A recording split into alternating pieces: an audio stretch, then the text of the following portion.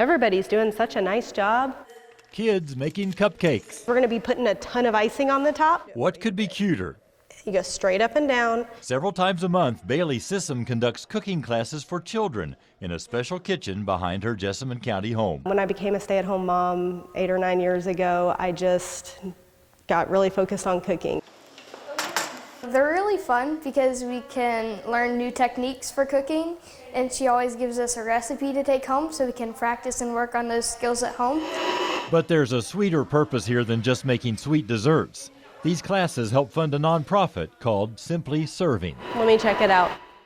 This commercial kitchen didn't exist 2 years ago. It's here because Bailey survived a scare. After leaving an oncology appointment, she believed she had lymphoma and was about to start chemotherapy.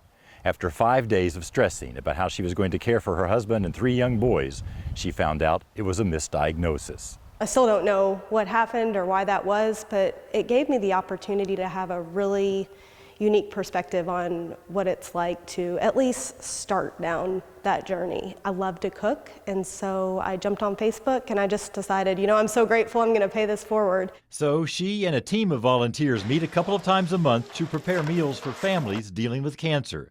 The families are nominated, friends make online donations, and then a freezer is filled with a month's worth of easy-to-prepare meals. My mom looked at my neck and she said, "Why is there a big lump on your neck?"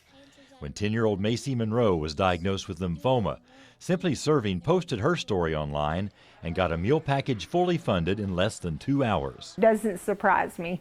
I mean, when we found out she had cancer, we opened our door the day before chemo and we had a community of people in our front yard praying. The support has been amazing. Insurance and things like that, it does pay for everything we're going through medically, but when you're having to rip and run down the roads and having to worry about eating out and things, the cost adds up, and the Simply Serving was just a blessing. The biscuits.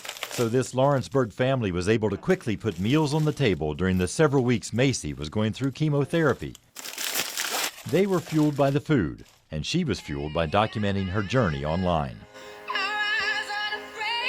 I wanted to share my story for kids who also get cancer, so they can search up my YouTube channel and they can know how it feels.